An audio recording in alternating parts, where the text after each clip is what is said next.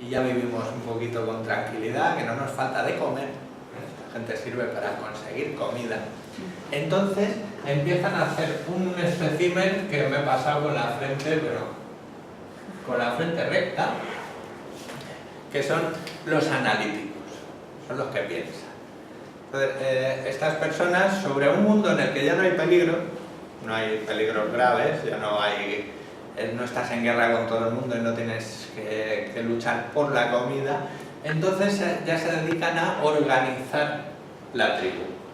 Son los que empiezan a crear los poblados y luego ya las ciudades, y entonces ya empiezan a pensar en que tiene que haber pues un lugar donde curarse, un lugar donde se imparte educación, donde se le enseñe a las pequeñas generaciones, darle una estructura al poblado, unas leyes, una normativa, una forma de funcionar.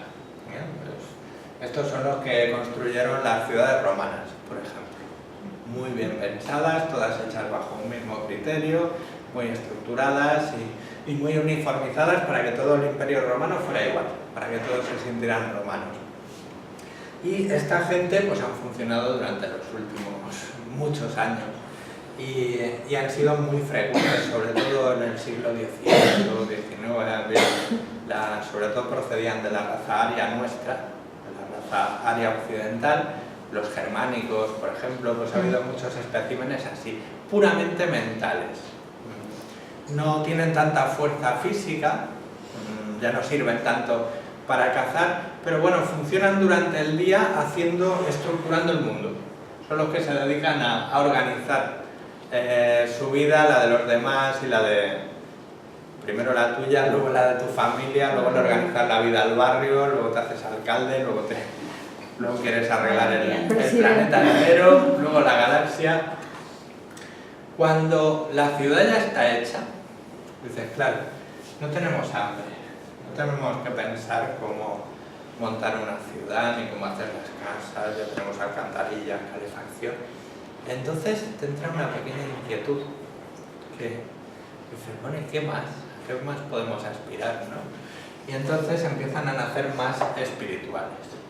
Es decir, aquellos que le buscan un sentido mayor a la vida, los que piensan incluso en el objetivo de la vida de las personas y en el más allá.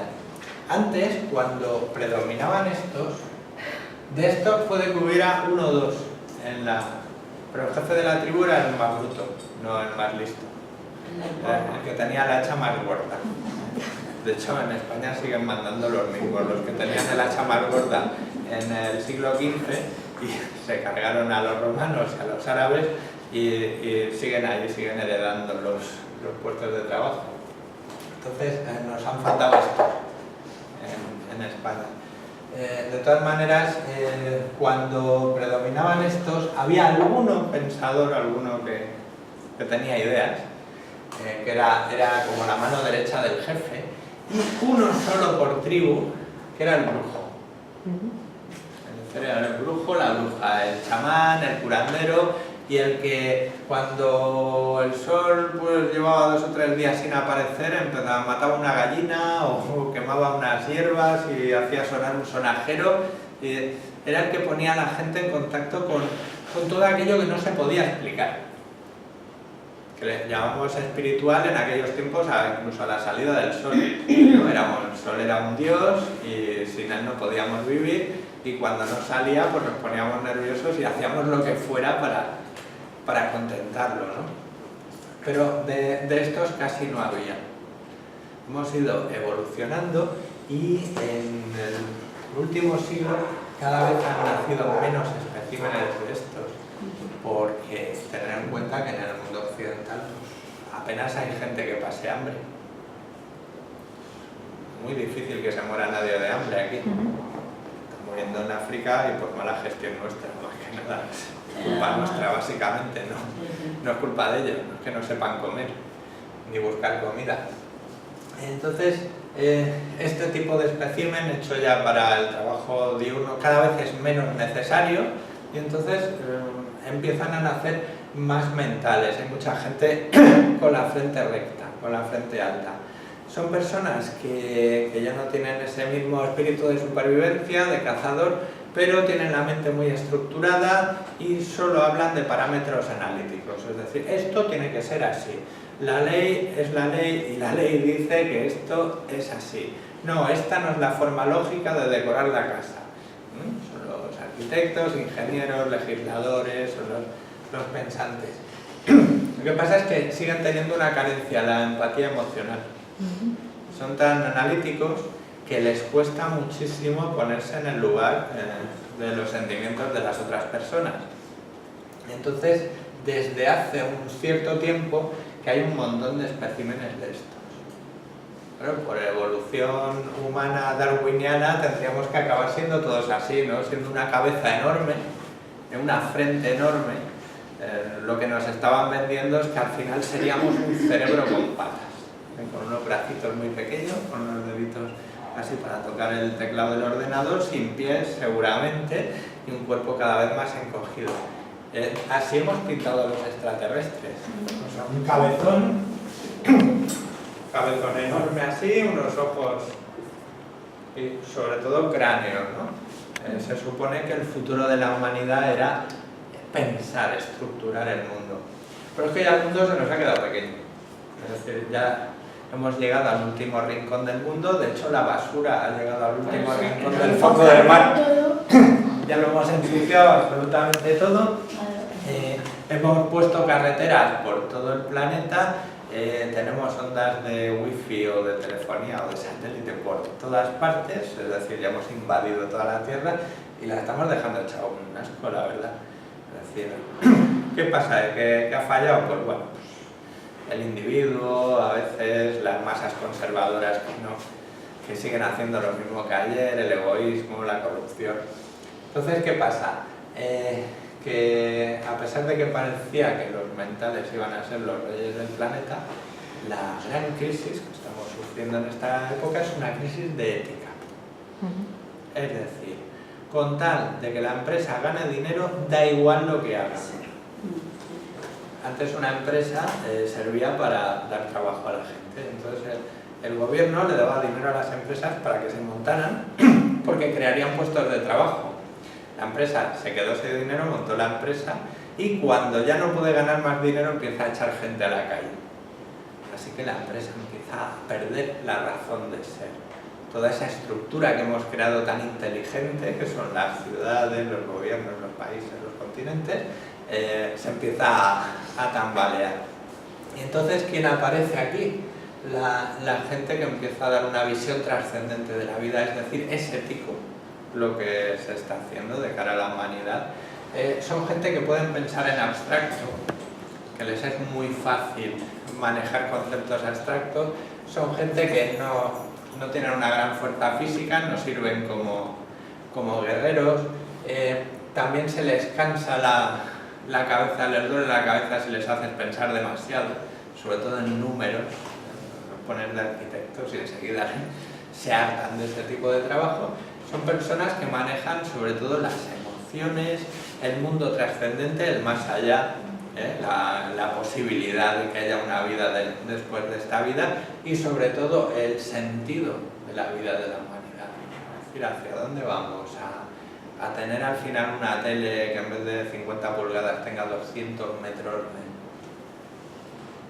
de diámetro. ¿Para qué? Es decir, ¿hacia dónde estamos yendo, no? Entonces, llevamos todo final del siglo XX y principio del XXI que, curiosamente, en vez de hacer muchos mentales, que era el grado evolutivo, están haciendo muchos espirituales. ¿Y dónde hay un montón de cabezas de este tipo? En los países árabes. ¿Árabes? Sí. Hay de todo, ¿eh? Hay de estos, son cabezas cuadradas. De estos hay algunos, creo que eran bereberes, y en alguna parte de Marruecos, pero muchos con la frente alta y recta, que son más mentales, ya se les ve. O sea, como muy dignos, como muy serios, como una forma de hablar muy correcta y poca empatía. Y un montón de estos, que no son la última raza, la última subraza de la raza aria que se estaba gestando era esta, sí. ¿no? Eran los mentales. Sin embargo, ha habido un gran movimiento ante la falta de de ética que se está creando en el mundo, la falta de un objetivo a largo plazo, pues parece que nos estamos consumiendo el mundo como si se fuera a acabar el mes que viene. Pues bueno, están apareciendo un montón de estos. ¿Qué pasa con estos? Que no tienen ley. Es decir, pueden aguantar sin comer más que nadie. Pues parece que se alimenten del aire o de dormir. No necesitan estar consumiendo comida continuamente. No necesitan los planos del mundo para hacerlo funcionar. Solamente que tienen su ética propia, y si esa ética está basada en el fundamentalismo religioso, pues allá que van ahí. Es decir, lo malo de gente tipo Bin Laden, por ejemplo.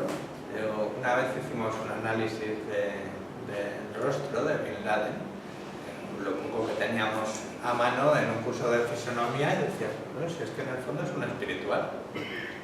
Sí, a su manera, claro. Y un tío empático, compasivo, luego estuvo colocado en un lugar en el que, pues la verdad es que no hizo cosas muy bonitas, y seguramente hacia donde dirigió sus energías pues no era lo adecuado, pero era un filósofo. Pero hubiera hecho un gran trabajo en un mundo de paz, seguramente, o sin los condicionantes religiosos que le tocó vivir. Pero sí que hay un montón en el mundo árabe. O sea, claro, eso es bueno por un lado porque ves gente que está buscando una ética. O sea, a una persona así lo que más le cabrea en el mundo es la crueldad, la injusticia, la corrupción, el despotismo. Y entonces, como en el mundo no ves una justicia que te vaya a amparar, recurres a Dios. O al más allá, o buscas una autoridad superior que imparta justicia. Porque el ser humano pues es imperfecto. Y si el ser humano se pone a impartir justicia divina, la verdad es que hace unos estropicios impresionantes. Los hemos hecho en nombre de la religión, de la ciencia, y ahora los hacemos en nombre del dinero. Y nos quedamos tan estamos viendo que estamos siendo injustos y nos da igual. La cuestión es el objetivo que tienen. Entonces, los espirituales son muy complejos de trabajar, porque son personas que no tienen unas necesidades básicas. La ética a la que se acogen es la suya propia, que está basada en aquello en lo que has creído de pequeño, o si te han metido una doctrina dentro de la cabeza, la llevas a rajatabla. Y son los más peligrosos porque pueden asesinar sin ningún tipo de piedad por el hecho de que lo están haciendo en nombre de su fe. Pues bueno, esto se va a mover bastante porque ahora mismo la carencia que hay en el mundo es de espiritualidad. O sea, hemos enterrado a Dios, pues a Alá quizá. O sea, a lo mejor esa religión puede durar unos cuantos siglos más, pero no muchos. No calculo más, a 200 no creo que llegue. Y todo lo demás, todo lo que queda es ahí en el trasfondo el budismo, que como no se mete con nadie, es algo absolutamente plano, plácido, y que solo se basa en hacer bien las cosas, va a ser eterno. Eso se va a quedar ahí. Pero no es una religión con la que hay que luchar, contra la que hay que luchar. El budismo, como no se meten con nadie, no afectan a nadie, se les deja vivir. Y entonces ese sí que seguramente va a ser un pozo que va a ser permeable en la humanidad, y dentro de unos años pues nos va a calar de una forma suave, sutil, sin imposiciones, simplemente pues estar en el amor, que es donde tenemos que estar para ser felices. Es decir, en el momento en que dejas de tener miedo, empiezas a tener compasión por los demás. Esto va así. Mientras tú tienes miedo, te quedas toda la comida. Si tienes miedo a morir de hambre, toda la comida para mí. Pero cuando ya estás harto, dices, va, este que tiene cara de hambre le voy a dar un cacho pan que tengo mucho. Y cuanto más seguro te sientes de que nunca te va a faltar comida, pues vas a... Y claro, el pelear por la comida ya nos pilla un poquito con la edad de piedra. Sí. ¿Sabes la de gente que dice, tengo un hambre? ¿Cómo vas a tener hambre? Que estás en España en el siglo XXI, ¿cómo vas a tener hambre? ¿Sabes lo que es tener hambre? Pregúntale a mi madre que estuvo en la guerra en Barcelona, que se pegaba 3 días sin comer y lo que pillara por el suelo se lo metía en la boca. Y no sabemos lo que es tener hambre. Lo que tenemos son subidas y bajadas de azúcar y falta de hidratación en las células porque bebemos un agua que no sirve para nada. Hasta ahí sí que se puede entender. Pero hoy día lo del hambre ya no tiene ningún sentido. Y lo de pasar hambre es que no vuela ya. Y bueno, de momento pues nos metemos muchas cosas en el cuerpo por la boca, ¿no? Las echamos, la mayoría nos sirven, nuestro cuerpo se entretiene digiriéndolas y luego las expulsamos y lo llenamos con más. O sea, lo que hacemos no es comer, otro día podemos hablar de lo que comes. La idea es que el ser humano cualquier día descubre que puede vivir sin comer. Entonces se les acabó el chollo. Y entonces, a ver, ¿quién va a ir a trabajar? Nadie, por eso. Es decir, si no tienes hambre, o sea, no tienes que ir a trabajar, no tienes que desplazarte, no tienes que hacer la compra, no tienes que cocinarlo, no tienes que comértelo, no tienes que sentarte en el váter, No tienes que fregar los platos. no tienes que fregar, eso es, esa es gorda también. Entonces, las quizá 16 horas al día que dedicamos solamente a conseguir cosas que meternos dentro del cuerpo y arrastrarlas por el mundo, pues imagínate la cantidad de cosas que podemos hacer. Pues eso solo se les ocurre a estos, Sí. que son los especímenes que están empezando a hacer experimentos de, bueno, pues a ver cuánto aguanto pues a base de una respiración correcta, luz solar en el rostro y en los ojos y meditación, a ver cuánta comida necesito. Y bueno, pues si ya se hablaba mucho en los libros sagrados de ayunos de 40 días, que era un clásico, pues es muy probable que 40 días se pueda aguantar sin comer, solamente hidratándote. Y bueno, hay gente que lleva meses sin comer. Quiere decir que nos están tomando el pelo, eso fijo. Es decir, estamos detrás de una zanahoria y toda esa energía que ponemos en conseguir comida y todo lo demás, ¿no? Todos los pequeños ansiolíticos, desde pues, ir a los bares, ir al cine, un montón de cosas con las que llenamos todo ese tiempo, quizá lo estamos llenando nuestro tiempo porque no podemos soportar la idea de estar aburriéndonos todo el día desde la mañana hasta la noche. Cuando a alguna persona le planteas, oye, ¿qué pasaría si no comiéramos? ¡Uy, qué aburrido sería! ¡Qué aburrimiento! Todo el día sin comer. Claro, es que nos pasamos el día papeando. Sí, cuando terminas de comer estás pensando que vas a cenar. A ver, si no hubiera que comer, a ver, os levantáis por la mañana. Buenos días. ¡Guau! Pues me voy a pegar un trago de aire. Abres la ventana y bueno, ¿y ahora qué hago? No tienes que ir a trabajar, no tienes que hacer la compra, no tienes que hacer la comida. ¿A qué te vas a dedicar? Claro, todos los libros de cocina que te compraste, todos los programas de recetas de cocina, ¿y ahora qué hacemos? Es decir, no, pero pensadlo bien, ¿qué narices vais a hacer durante todo el día si no hay que comer? Claro, porque pienso que para ser mujer el comer es un aliciente también. Para mucha gente. Es un ansiolítico. Sí, Además, casi todo el mundo es hidrato al azúcar. Te lo meten en la forma que sea, hidratos de carbono rápido. Con lo cual todo el mundo tiene bajadas y subidas de azúcar en sangre.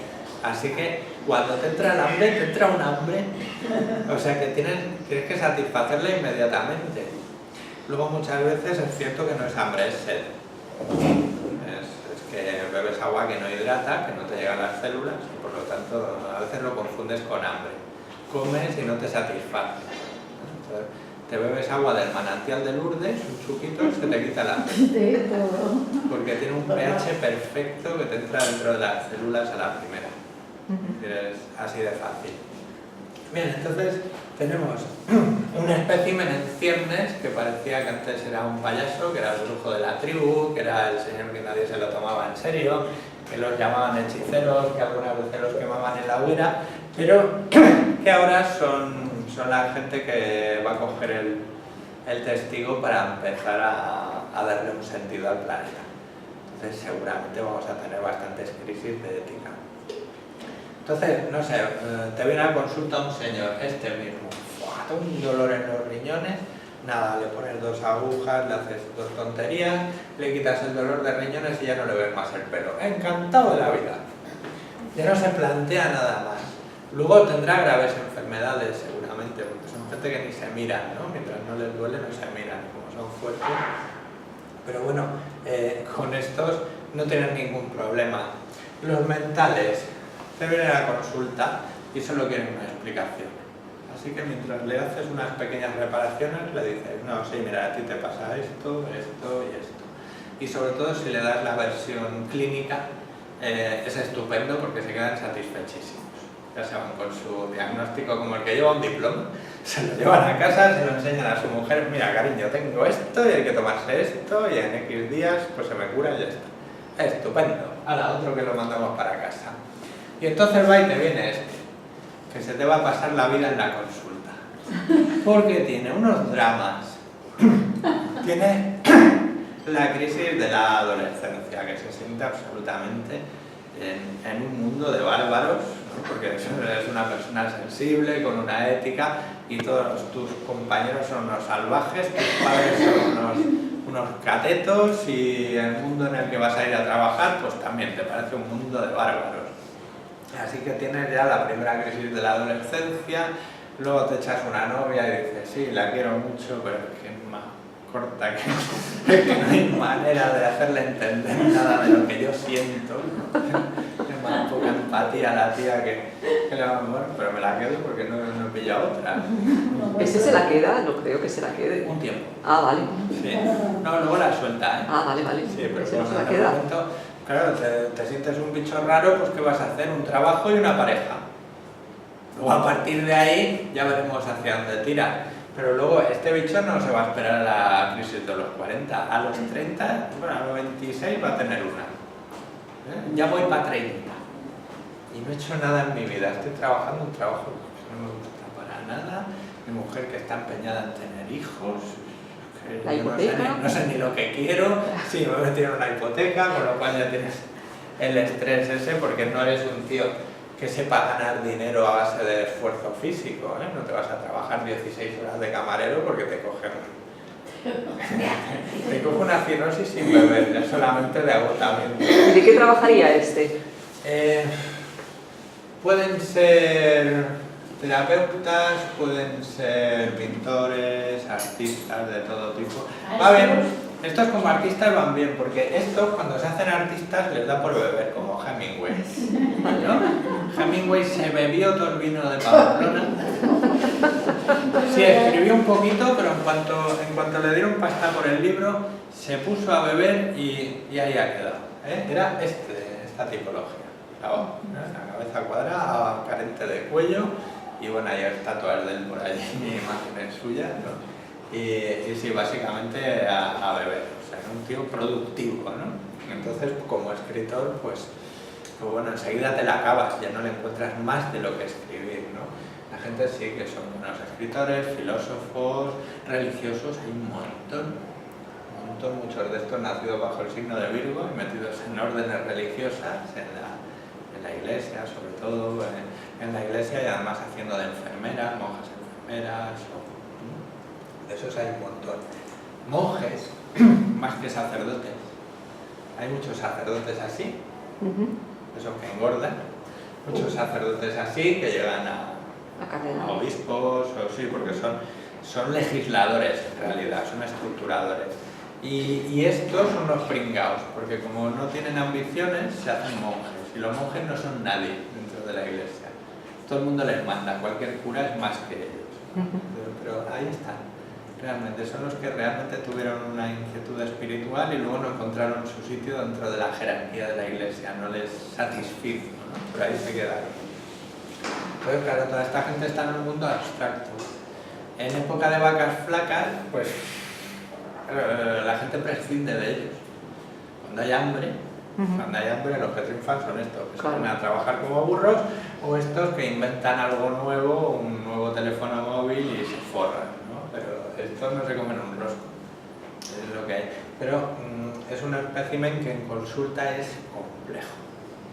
Personas que tienen sus grandes crisis, luego van a tener pues la crisis de los 40 ya va a ser la leche. O sea, su vida se va de garete sí o sí, entre los 38 y los 42, entre los 4 años alrededor, es seguro que le van a dar un vuelco a su vida, seguro que en algún momento de su vida se van a cambiar de profesión radicalmente, que sea de ser ejecutivo, pues hacerse cantante en el metro, por ejemplo, perfectamente, porque se les acaba enseguida el mundo material.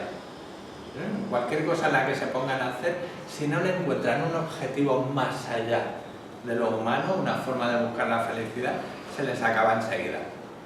Entonces, esto da mucho juego y los tienes toda la vida. Vas viendo todas sus crisis, todos sus cambios de pareja, todos sus cambios de profesión buscando la felicidad, hasta que encuentran algo un poquito a lo que agarrarse. Por ejemplo, pues estudias una filosofía y la sigues, aunque no sea ninguna filosofía es completa ni perfecta, pero bueno, pues la sigues, tienes unos parámetros y llegas hasta donde llegues.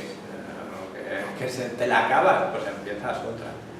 Les va muy bien el taoísmo, porque el taoísmo es pura matemática, es aritmética. Te da una explicación de absolutamente todo lo que es el universo, igual que por la medicina china, igual que en el Feng Shui, igual que en cualquiera de las artes o ciencias chinas. El taoísmo es como una plantilla que la pones y siempre te da la hora exacta, siempre te da el resultado exacto o el camino a seguir. Y entonces esta gente, como a veces lo que les falta son límites, ¿no? Pues va bien tener un método. No sé, pues yo estoy en este grupo y entonces me ha tocado estudiar métodos que ninguno me convencía del todo, pero bueno, pues lo voy a seguir por lo menos para tener un parámetro de trabajo, porque a mí me venía una persona y yo veía una cantidad de cosas a hacer que no sabía por dónde empezar. Bueno, pues empezamos por algo sencillo y vamos avanzando. Y bueno, y no hay más especímenes, ¿eh? Solo hay estos tres en el mundo, hasta que no nazca alguien con dos cabezas, de momento. Pues esto te lo estudias en una tarde, más o menos, con una chuletilla que te doy para que no se te olvide, y conoces pues todas las motivaciones, posibles enfermedades, dónde tiene la energía esa persona, de qué va a enfermar en los primeros y en los últimos años de su vida, y sobre todo, ¿para qué sirve? ¿Y de qué te va a servir eso? Pues para explicárselo al otro. Hombre, la fisonomía es muy bueno empezar por uno mismo. Claro. Te miras al espejo, dices, joder, qué ojeras tengo, pero aparte de eso, a ver, ¿cómo es mi cara? ¿Te has parado a mirarte los huesos de la cara cuando te miras al espejo? Aparte de mirar si tienes legañas o si te has pintado bien o cómo te quedan las gafas, para mirar cómo son tus pómulos, cómo es tu mandíbula y tocarla y decir, ostras, pues no tengo mandíbula, la tengo más adentro, esto es un músculo. No es lo mismo tener músculo que hueso en la mandíbula. El mentón, a ver hacia dónde te dirige, ¿no? ¿Cómo es tu nariz? Te la miras en el espejo, de frente, de perfil y dices, ostras, pues sí, tampoco me la he visto tanto, ¿no? Y a partir de ahí empiezas a entender qué significa cada uno de estos detalles. Y entonces luego ya puedes ir a más. Una vez ya has definido, no siempre son tan exactos estos. A veces se mezclan. Sí. Entre el mental y el espiritual, a veces hay tipos que son las dos cosas. Sí, porque este espécimen podría tener la frente muy recta. Sí. Y entonces son como tantos por ciento. Esto es como la suma de los ángulos de un triángulo, que siempre da 180 grados. Sí. Pues es lo mismo, tienes un tanto por ciento de cogote ancho, que sería tu parte hepática, un tanto por ciento de rectitud y de altitud de frente, que sería tu parte mental analítica, y un tanto por ciento de protuberancia del parietal, este de aquí, o sea, la distancia entre la oreja y lo que hay por encima, que sería tu parte espiritual. En estos predomina la función del hígado, que es su punto fuerte, en estos predomina la zona cardiopulmonar, pulmón-corazón, y en este predominan los riñones. Quiere decir que si fulanito enferma del hígado, morirá. no puede enfermar del hígado, Le mantiene. es su órgano constitucional. Este señor no puede enfermar del corazón o de los pulmones porque querrá decir que todo el resto de su cuerpo ha caído ya en picado. El último que enferma es su órgano constitucional. Y este chavalote no podrá enfermar de los riñones porque es su último reducto. ¿Puedo hacer algo? Dime. Es que toda la explicación que estás dando es ¿Es tu marido? de los varones. No, es de los varones. Nada tiene que ver todo esto con la mujer. Sí. Son iguales que los varones en el Bueno, es que yo, cráneo. por ejemplo, no me imagino. Es que todo el rato me estoy imaginando hombres yo aquí. En ningún momento me estoy imaginando. Es que me cuesta más dibujar No, los que pelos. puede ser que no. Sí. Pero también... Por ejemplo, yo no me imagino a una mujer con un cuello así ancho. Sí, Que claro, las sí, hay, claro, sí, claro. Mira, tienes una delante. Vale. Lo que pasa es que la tenías de espalda. Que la aclaración que yo quería era esta, Sí. que es lo mismo para que sirve Mira, para ahí tienes una mental y ahí tienes una espiritual. ¿Dónde? ¿La espiritual? Ah, Yo. Tú misma. El pelo engaña mucho. Claro. Entonces, con las mujeres les tengo que palpar el melón porque si no puedo atenerme. Los hombres son muy fáciles, se peinan lo que les queda bien. Entonces es tan sencillo como que los militares se pelan a cepillo, Claro. porque les queda bien los pelillos así de punta. A un espiritual, si se pela a cepillo, le queda aquí un hueco, Claro. como la coronilla que parece calvo, que no le queda bien. Además, como suelen tener la frente un poquito echada para atrás, tampoco les queda el peinado recto. Son los más difíciles de peinar. Sí. Supongo que tengo que contrastarlo con algún peluquero, pero realmente Seguro. sí. Estos se quedan calvos de tanto pensar, la mayoría de veces, así que son facilísimos de peinar y facilísimos de verles la frente. Con los calvos te lo pasas bomba porque realmente no te engaña, ¿no? Con las mujeres es más difícil verlo por la calle, quizá la frente, pero no siempre es visible. Viéndolas de perfil a lo mejor pues sí, es más fácil, pero el occipital es más difícil de ver porque el pelo lo tapa. Pero bueno, entonces es más fácil pues el hombre que la mayoría de veces o no tiene pelo o lo lleva corto. Es más fácil de decidir.